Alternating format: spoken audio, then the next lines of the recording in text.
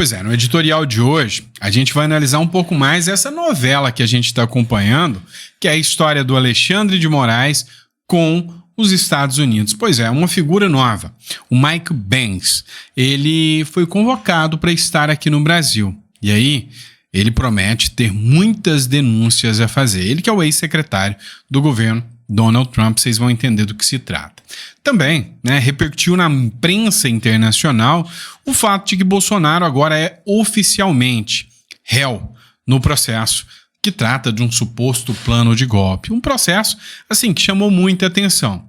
Foi considerado pelos aliados do Bolsonaro como um verdadeiro teatro, dos quais os atores já eram muito conhecidos, Dino, Alexandre de Moraes, mas quem roubou a cena, o principal ator que realmente fez a diferença e ganhou as graças dos aliados do Bolsonaro, foi o ministro Luiz Fux, que falou em rever decisões do ministro Alexandre de Moraes, inclusive no caso Débora, A Globo repercutiu, jornais internacionais repercutiram isso e a decisão tá chamando muita atenção porque parece que o Fux não quer deixar de ver o Mickey mais não. Ele vai bater de frente com o Alexandre de Moraes, inclusive revendo decisões do ministro do Supremo. Embora eu tenha que contar para vocês, a decisão do Fux foi esquisita e eu vou explicar o porquê. Também, denúncias estão sendo feitas na OAB sobre as decisões do Supremo Tribunal Federal e mais uma OAB, dessa vez a OAB do Rio de Janeiro, se manifestou sobre o que está acontecendo. Enfim, tem muita coisa acontecendo, fiquem ligadinhos que a gente vai trazer muito conteúdo e conteúdo de relevância para vocês. Fechado? Então não esquece de se inscrever no canal, curtir, compartilhar. Eu tenho que pedir, gente? Tem que ser pidão aqui, afinal, a gente tem meta. Nossa meta é chegar em 1.800.000 seguidores. Então dá uma força pra gente. Lembrando a você também que não conhece a nossa biblioteca digital, entra aí, vale muito a pena. Para você que não sabe investir, está querendo aprender a investir, eu recomendo demais esse livro aqui, Segredos dos Ricos nos Investimentos. Você acha que seu dinheiro está seguro aqui no Brasil? Já sabe investir em ETF, entre outras coisas? Aqui você vai aprender tudo isso. Os primeiros passos no mundo do investimento, como investir em ação, ETF, fundo imobiliário, criptomoeda, ativo internacional. Você vai entender tudo isso. Planejar sua aposentadoria, blindagem patrimonial, tecnologia e futuro dos investimentos. Esse livro é completaço, tá? Então faz o download aí, que vale muito a pena. Beleza, vamos falar do tal golpe do Bolsonaro? Pois é, virou assunto na imprensa internacional. Por exemplo, o El País e a CNN espanhol também repercutiram. Jair Bolsonaro vai a juízo por cargos vinculados a uma tentativa de golpe de Estado. Ou seja, aqui ele repercutiu o caso onde foi julgado por uma tentativa de golpe de Estado. Tá, essa história de golpe de Estado, teve a decisão, foi rápido a decisão para tornar o Bolsonaro réu, foi por unanimidade, todos que ali estavam da primeira turma, todos os 5 ministros votaram para tornar o Bolsonaro réu. E isso está levantando muito questionamento, inclusive pela celeridade do processo, pela forma que o processo está andando. Eu vou voltar nesse assunto. Antes, eu vou pular para outro assunto. Eu quero falar para vocês sobre o Michael Benz e a primeira ação da Comissão de Assuntos Exteriores aqui no Brasil. Vamos lá. Vocês sabem que o Eduardo Bolsonaro estava sendo cotado para ser o diretor, o presidente da Comissão de Assuntos Exteriores. O presidente da Comissão de Assuntos Exteriores, ele atua como se fosse uma espécie de chanceler do Legislativo. Ou seja, ele tem um diálogo aberto com vários players do mundo, de outros governos mundiais. Ele pode fazer convites, solicitar convite a essa pessoa, ouvir, fazer investigações, que é um dos papéis e uma das atribuições do Legislativo, fiscalizar contratos internacionais que o governo atuou denunciando. Ou seja, ele tem um papel muito importante. E quem seria? Eduardo Bolsonaro, que hoje tem aí muita ligação com o governo Trump. Acontece que fizeram uma jogada para tirar o Eduardo Bolsonaro, ameaçaram tirar o passaporte, mas na verdade o sentimento que se tem, e não sou eu que estou falando, até o Rogério Correia, que é do PT, chegou a falar isso, eles queriam, era o Eduardo Bolsonaro preso. Eduardo Bolsonaro deu uma cartada de mestre, pediu refúgio nos Estados Unidos, assim tem mais alinhamento ainda com os americanos, e aqui precisava de alguém que fosse fazer um trabalho, né, à altura do que o Eduardo Bolsonaro poderia fazer. Tá, a esquerda e o PT não levou isso muito a sério, achou que não ia encontrar ninguém, até que colocaram o Felipe Barros. Ok, e aí o Felipe Barros usou a sua primeira medida, né? A primeira medida como presidente, olha só o que aconteceu. Quem publicou foi o Vinícius Carrion, né, republicando Felipe Barros, então estou citando aqui a fonte e o crédito do Vinícius Carrion para vocês. Abre aspas. Já na minha primeira sessão como presidente da Comissão de Relações Exteriores, né, foi aprovado o convite ao Michael Banks, tá, Cyber, ex-secretário do Departamento de Estado americano, para vir explicar a interferência da USAID, lembra daquela agência? Eu vou explicar para vocês, na democracia brasileira.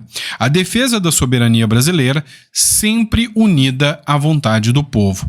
Mostrar mais. Ou seja, o que está acontecendo aqui, né? Lembra que havia uma agência norte-americana chamada USAID. Essa agência era onde era distribuído o dinheiro, USAID quer dizer ajuda americana, tá? Essa agência era uma espécie de reduto progressista, ou seja, ela mandava dinheiro, mas em vez de mandar dinheiro para ajudar, para ajuda humanitária em outros países, mandava para bancar, né, a pauta progressista, ou seja, para interferir em outros países, inclusive na eleição. Inclusive, há uma denúncia grave de que o Tribunal Superior Eleitoral Brasileiro teve eventos com a USAID. E a acusação da oposição é de que o TSE brasileiro recebeu cascalho e verba da USAID para interferir aqui nas eleições. Isso é acusação que é feita pelo próprio Michael Banks, que é quem foi convocado agora pelo Felipe Barros, né, para vir aqui no Brasil. O Space Liberdade também publicou e o Marco Antônio Costa também. Urgente, a Comissão de Relações Exteriores acaba de aprovar um convite para que Mike Pence, ex-secretário de Trump, explique a interferência da USAID nas eleições brasileiras. Eles estão cutucando ali numa ferida exposta, né? Porque uma das grandes críticas é a interferência em 2022 para tirar Bolsonaro. O Mike Pence foi claro e categórico. Nas eleições, se a USAID não tivesse atuado, Bolsonaro não estaria fora do cargo. Bolsonaro tinha ganhado as eleições. E aí é bom a gente lembrar que teve uma matéria do The New York Times que disse, né, que o Tarcísio, que o Lira, que o Mourão foram convocados para dizer para o Bolsonaro para ele assumir o resultado das eleições como fossem, senão ia ter uma intervenção americana no Brasil. Isso é matéria do The New York Times, tá? O Marco Antônio Costa, ele publicou o seguinte: o ex-secretário de Departamento do Estado americano, Mike Pence, foi convidado para vir à Comissão de Relações Exteriores explicar a interferência nas eleições. E aí, sabe, tá todo mundo repercutindo essa convocação. Convocação essa que pode sim, né, abrir um precedente. Por quê? Porque o governo norte-americano vai estar observando as denúncias feitas. E agora, o Elon Musk, que não é muito feliz com o Lula, com a Janja e com o Moraes, está à frente do DOGE. DOGE é o departamento que o Elon Musk, né, toma conta hoje, que investiga, né, alguns gastos do governo norte-americano. E aí o Elon Musk tem uma ligação muito boa com o Michael Pence.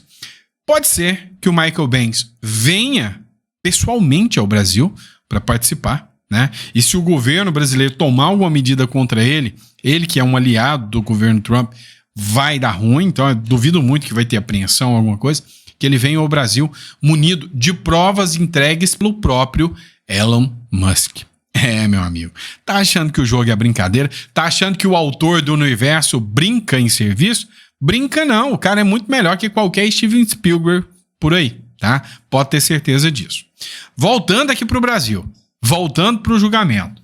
Teve uma figura, né, que brilhou aos olhos da oposição, que ninguém esperava. Todo mundo esperava um jogo de cartas marcadas, onde ninguém, absolutamente ninguém dos que foram indicados para o PT e estava lá para julgar, iriam contrários ao que diz o Alexandre de Moraes, ou seja, seria um voto unânime com todo mundo malhando o Bolsonaro, malhando os militares e o bolsonarismo. Como disse o William Vac, né, o William Vac, não sou eu, foi um julgamento político. Tá bom, só que no meio dessa história apareceu o Fux, né? Em Fux with Trust, né? Ou seja, o Fux, que é o ministro do Supremo Tribunal Federal, falou, opa, peraí, tem coisa errada nessa história aqui. Para começo de conversa, vamos falar da delação do Mauro Cid. Tem coisa errada. Como que o cara pode ter feito a delação 9 vezes mudando a sua versão? E outra, nós não podemos nos basear única e exclusivamente com a delação. Não pode ser. Tem alguma coisa muito errada nesse voto, nessa história aqui. E eu farei questão de reanalisar tudo isso. Ou seja, ele bateu de frente e incomodou todo mundo ali, sem dúvida nenhuma, incomodou todo mundo.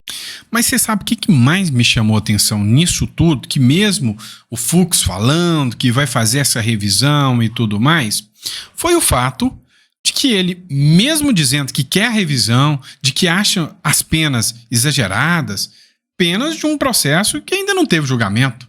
Ou seja, será que as petições já estão prontas e eles sabem qual vai ser a pena? Pois é, mesmo com tudo isso, ele votou favorável. Mas um ponto chamou a atenção.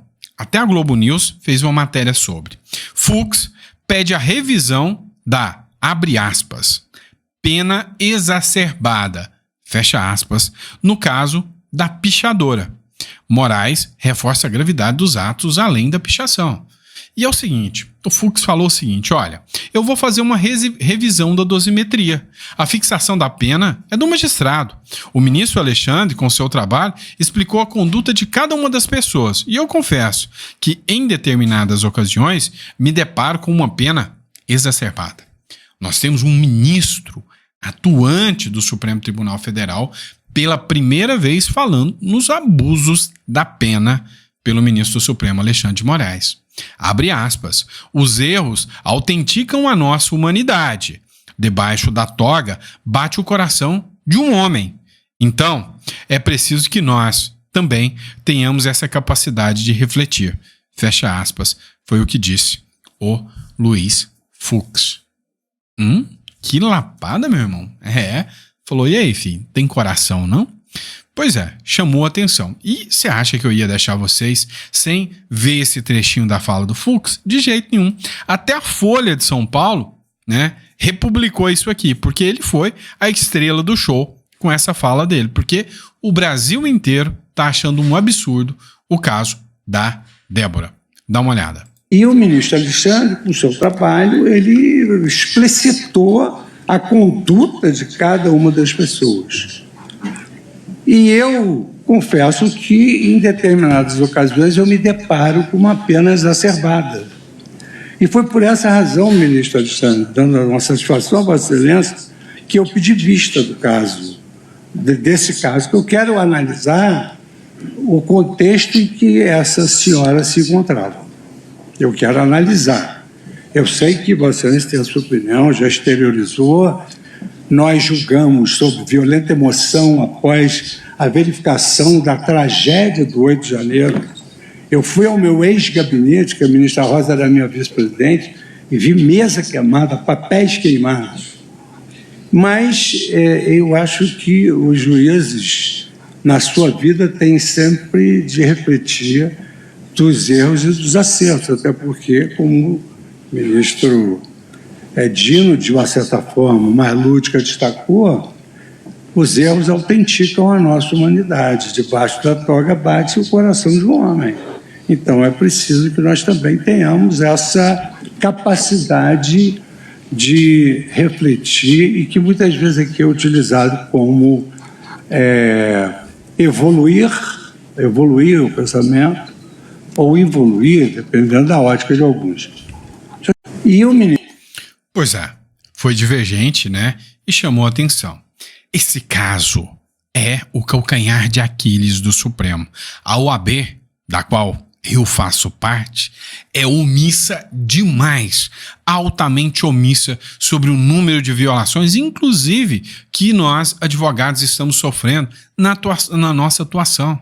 E nesse caso da Débora, nem se diga, né? Violações claras, né? Ao mínimo do devido processo legal.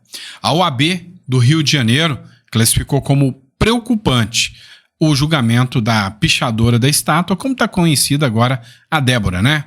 A Comissão de Direito Penal da Seccional do Rio de Janeiro, da Ordem dos Advogados do Brasil, divulgou uma nota pública para manifestar preocupação diante do julgamento de alguns dos réus pelos atos golpistas de 8 de janeiro de 2023, em Brasília. A pena aplicada no caso da cabeleireira Débora Rodrigues dos Santos é mencionada como exemplo de, abre aspas, possível desproporcionalidade, fecha aspas. Pois é, tem que ser mais objetiva, né, OAB? A Débora responde pelos crimes. Olha só, associação criminosa armada. A arma dela? Era um batom, tá? Associação criminosa armada. Tentativa de abolição violenta do Estado Democrático de Direito. Uma ficção. Tentativa de ficção? Querer ou pedir, isso não é tentativa. É um absurdo o que está acontecendo, né? Tentativa de golpe de Estado sem armas, tá? Dano qualificado ao patrimônio. Sim, ela fez. Aí ela fez, né? Houve esse dano, né, ao patrimônio. Um dano sanável de natureza leve, escreveu com batom. Diferente de alguns deputados do PT que até picham, né, patrimônio privado. Aí até alguns militantes que põem fogo na estátua do Borba Gato. Vamos lembrar disso, né? E aí, dano qualificado ao patrimônio da União e deterioração de bem tombado. Pois é, questionável. Por quê? Porque o bem não foi deteriorado, foi sujo. Deteriorado é quando ele passa a ter algo que tira o seu uso comum. Também cabe uma defesa plausível aqui, né? Mas, no entanto, segundo a nota do AB Rio de Janeiro, o único ato concretamente atribuído à ré é a pichação da escultura. A Justiça em frente ao Supremo Tribunal Federal. Na data dos atos antidemocráticos, ela subiu sobre a estátua, usou um batom para escrever. Perdeu o mané. Parabéns, OAB. O único ato que se aplica a ela. É isso aí mesmo, é a pichação, né? Ou seja, uma desconexão com a realidade sem precedentes.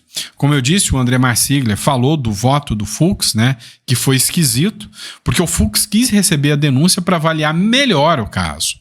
Isso não existe. Se há dúvida, a denúncia tem que ser rejeitada. É um princípio básico da lei, indúbio pro réu. Se ele tem dúvida, ele deveria ter rejeitado a denúncia. O Fux quis receber a denúncia, mas está preocupado com a pena. Qual a pena? Se ninguém foi julgado. A pena, né, denunciada aqui pela PGR.